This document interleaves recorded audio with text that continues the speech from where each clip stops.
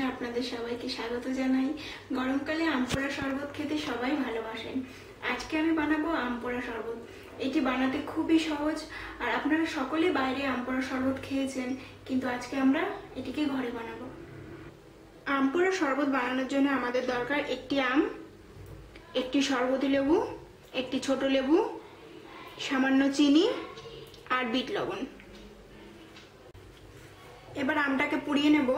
আমটাকে পোড়ানোর আগে প্রথমে আমের গায়ে ছোট ছোট করে দাগ দাগ করে কেটে নিতে হবে, যাতে আমটা ফেটে না যায়।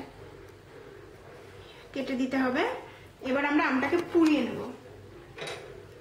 আপনারা গ্যাসে এরকম কিছু দিয়েও রাখতে পারেন, অথবা গ্যাসের উপরে দিয়েও করতে পারেন, এটা আপনাদের ইচ্ছা। এবার এটা মিডিয়াম আছে আধা ঘন্টার মতো এটিকে পোড়াতে হবে। মাঝখানে এদিক ওদিক উল্টে দেখতে হবে পুড়েছে কিনা। আমাদের এই পাশটা হয়ে গেছে, এবার এই পাশটা উল্টে দেব।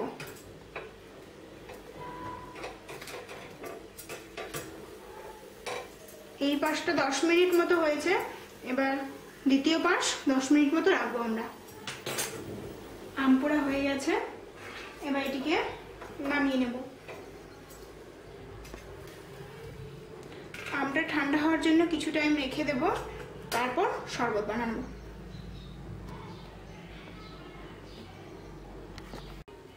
এবার একটি পাত্রে বরফ নিয়ে তার মধ্যে জল দিয়ে দিতে হবে।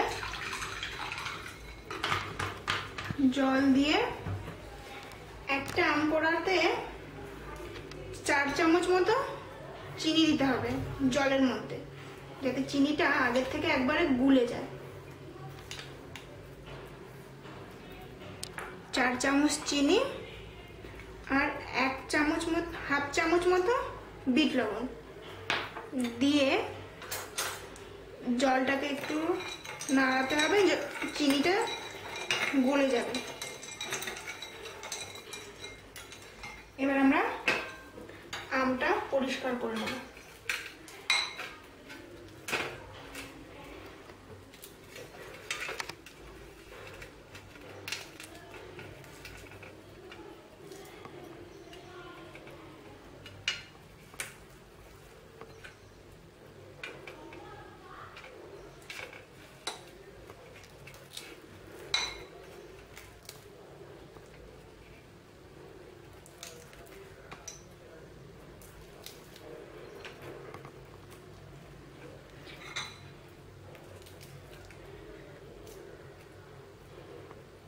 এবার আমটা আমরা ঠান্ডা জলে দিয়ে দেব।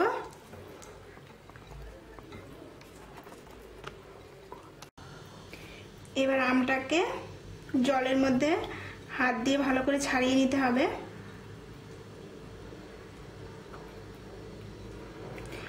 এই যে কালো কালো এগুলো দেখছেন, এগুলো থাকলে কোনো অসুবিধা নেই, এগুলো সব আম পোড়া।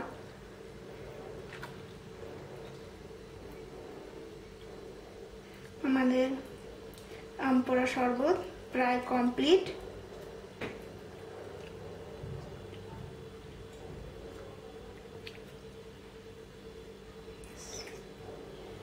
এটা হয়ে গেছে। এবার একটু নাড়িয়ে নিতে হবে।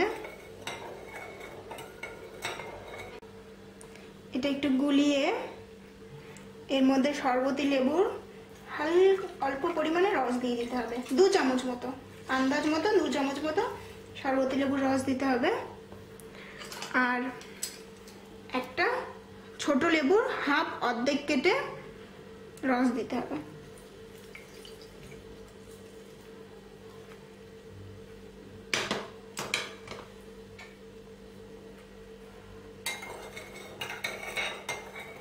এবার শরবতটা গ্লাসে ঢেলে আমরা সার্ভ করব। আম পোড়া শরবত কমপ্লিট। এবার এটিকে গার্নিশ করে দেব। কমলা লেবু কেটে মাঝখান থেকে একটু চিড়ে নেবেন।